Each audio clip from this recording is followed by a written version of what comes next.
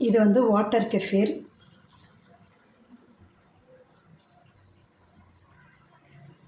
புரியுதா? இது வந்து வாட்டர் கெஃபீரையே நான் இளநீரில் போட்டு செகண்ட் ஃபர்மெண்டேஷன் பண்ணி வச்சுருக்கிறேன். இது வந்து ஆப்பிளில் போட்டு பண்ணி வச்சுருக்கிறேன்.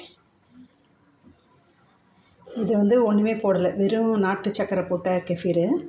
இது இளநீரில் பண்ணது. இது வந்து ஆப்பிளில் பண்ண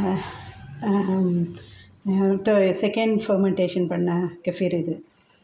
இதுக்கு தனியாகவே நான் வந்து வடிகட்டுறக்கு அரிப்பு வச்சுருக்கேன். அப்புறம் அதுக்கு தனியாக ஒரு ஃபனல் வச்சுருக்கேன். இது வந்து அடுத்த பேட்சுக்காக இப்போ கழுவி வச்சுருக்கிறேன். அப்புறம் சுடு தண்ணி போட்டு இதை ஸ்டெரிலைஸ் பண்ணிடுவேன். இந்த பாட்டில்லாம் தனியாக வச்சுருக்கேன். இது எதுக்குமே யூஸ் பண்ணுறதில்ல, வெறும் வாட்டர் கெஃபீருக்கு மட்டும்தான் இதை யூஸ் பண்ணுறேன்.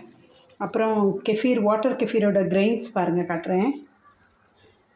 இதுதான் வாட்டர் கெஃபீரோட கிரெயின்ஸ் பாருங்கள், இப்படி தான் இருக்கும். இதிலேருந்து எடுத்து தான் நான் பிரித்து இப்போ அதெல்லாம் கழுவி வச்சுருக்கிறதுனால இதில் கொஞ்சம் நாட்டு சக்கரை போட்டு இதில் மட்டும் பண்ணி வச்சுருக்கிறேன். இது அதுக்கப்புறம் நிறையா இருக்கிறதுனால இதை வந்து எல்லா காலி பாட்டில்ஸ்லேயும் ஊற்றிடுவேன். ஏன்னா எங்கள் வீட்டில் எல்லாருமே குடிக்கிறோம். 5 பேரும் வேலை செய்கிறமா கூட கொடுப்பேன். 6-7 பேர்கிட்ட குடிக்கிறோம் இதை. அதனால் எனக்கு வந்து இவ்வளோ பாட்டிலையும் தேவைப்படும். என்கிட்ட பெரிய பாட்டில் எதுவுமே இல்லை, எல்லாமே 1/2 லிட்டர் பாட்டில் தான். ஆனால் பாருங்கள், மவுத் நல்லா பெருசாக இருக்கும். எனக்கு ரொம்ப பிடிக்கும் வாட்டர் கெஃபீர். வந்து அந்த டேஸ்ட் வந்து எனக்கு ரொம்ப பிடிக்கும்.